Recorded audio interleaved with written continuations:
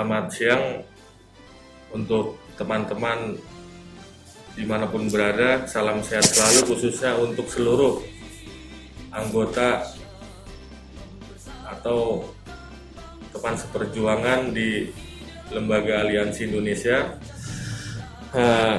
Siang ini kami sengaja untuk membuat suatu dokumentasi yang perlu disebarluaskan ke publik, khususnya terkait laporan dari BP2 Tipikor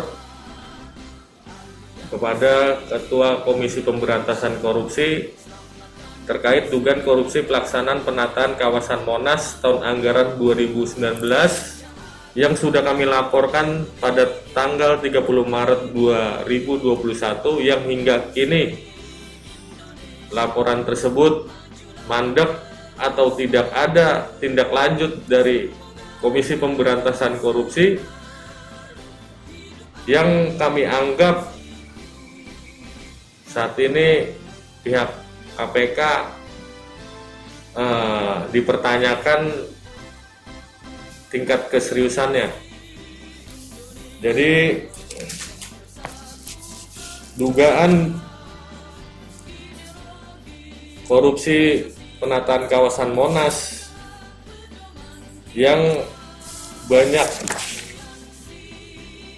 kita anggap pelanggarannya, termasuk yang mungkin akan segera mencuat, yaitu penyelenggaraan Formula E yang menelan anggaran sekitar 1,1 triliun yang hingga kini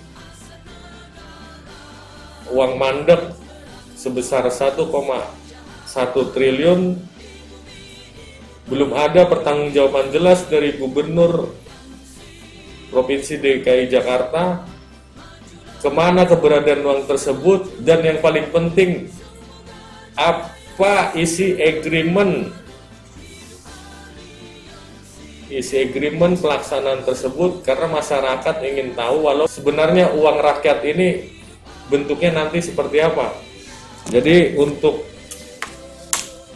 memperjelas satu persatu dugaan ini, mungkin Kadif Informasi dan Data bisa menjelaskan sedikit terkait laporan kita ke KPK tentang dugaan korupsi penataan kawasan Monas. Ya, kami persilakan Pak.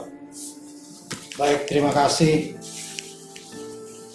Yang perlu kita tekankan dalam dugaan korupsi di penataan kawasan Monas, pertama, dari perencanaannya saja sudah terindikasi ada yang tidak beres.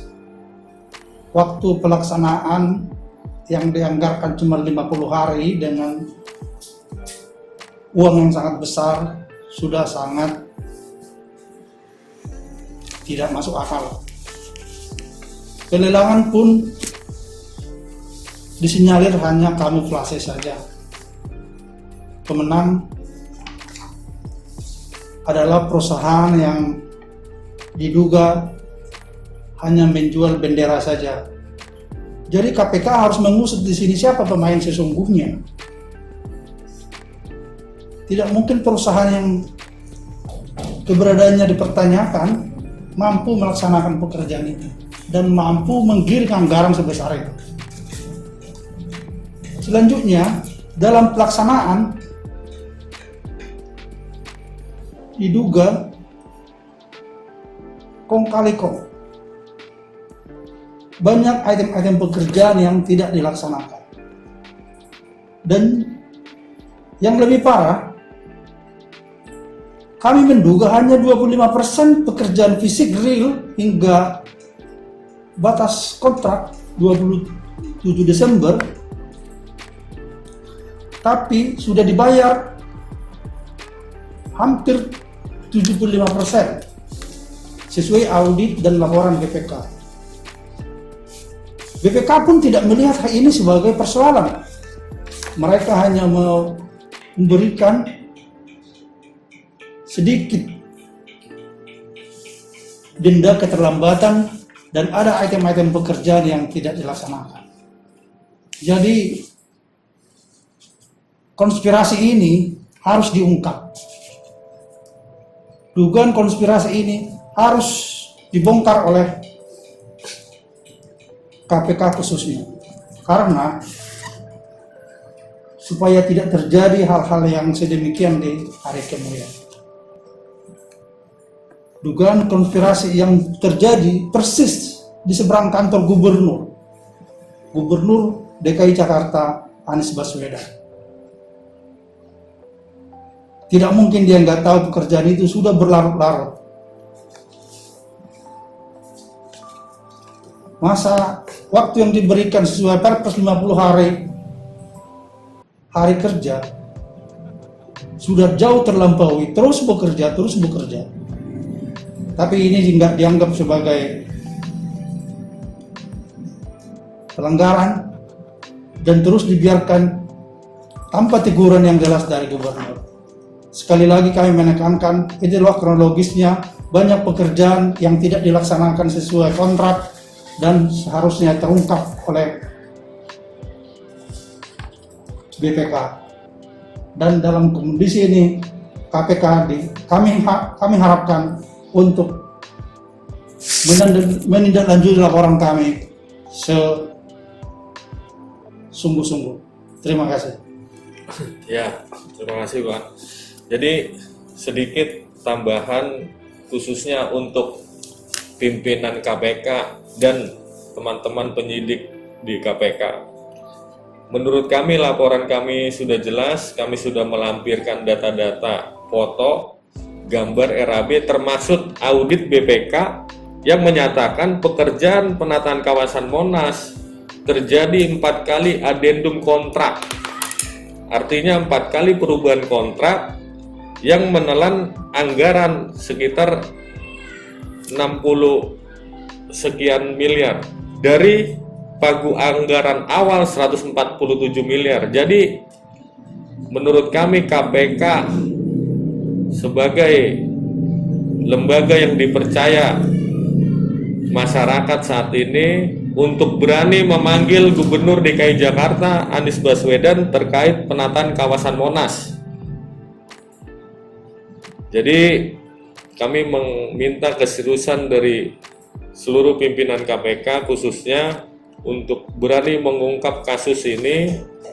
Jadi kami meminta KPK segera membongkar dugaan korupsi penataan kawasan Monas. Kalau KPK perlu bukti, kami siapkan foto termasuk video di mana pelanggaran itu terjadi. Jadi demi menegakkan keadilan dan kebenaran, KPK diminta serius, KPK juga diminta tidak takut untuk memanggil Gubernur DKI Jakarta terkait banyaknya dugaan penyalahgunaan anggaran di Pemprov DKI Jakarta. Jadi kita kembali lagi ke kasus lain, khusus Formula E.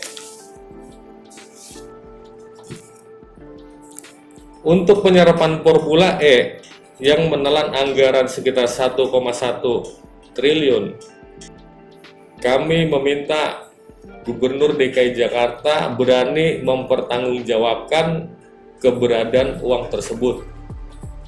Karena menurut kami anggaran sebesar itu sangat bermanfaat khususnya bagi warga DKI Jakarta. Jadi pertanggungjawaban penyerapan anggaran yang sudah menghabiskan 1,1 triliun itu bisa dipertanggungjawabkan ini keberadaannya seperti apa gitu. Yang pertama, yang kedua, kalaupun tidak ada indikasi korupsi dari rencana penyelenggaraan Formula E, Gubernur DKI Jakarta harus berani membuka isi agreement atau kontrak antara penyelenggara dengan Pemprov DKI Jakarta. Sebenarnya seperti apa isi agreementnya? Perjanjian antara Pemprov DKI Jakarta dan penyelenggara, sebenarnya isi perjanjiannya itu apa? Apakah itu disinggung masalah DP dan jaminan dan pelaksanaannya, kita meminta para aparat penegak hukum berani membongkar isi agreement, karena di isi agreement itulah titik awal kebenaran ini bisa terungkap.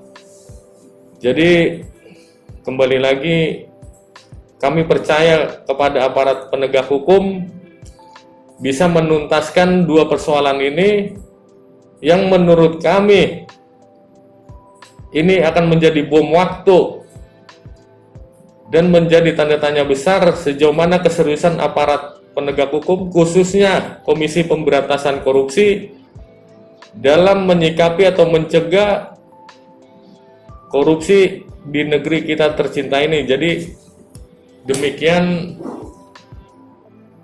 dokumentasi hari ini dari BP2 Tipikor Aliansi Indonesia. Semoga video ini bermanfaat dan semoga aparat penegak hukum bisa menyaksikan video ini dan bisa menindaklanjuti laporan kami ke Komisi Pemberantasan Korupsi. Mungkin ada yang mau ditambahkan, Pak? Nah, cukup. Jadi terima kasih untuk seluruh masyarakat Indonesia, khususnya seluruh anggota Aliansi Indonesia dimanapun berada. Salam sehat selalu, tetap semangat dan tetap tegakkan kebenaran. Merdeka! Aliansi Indonesia.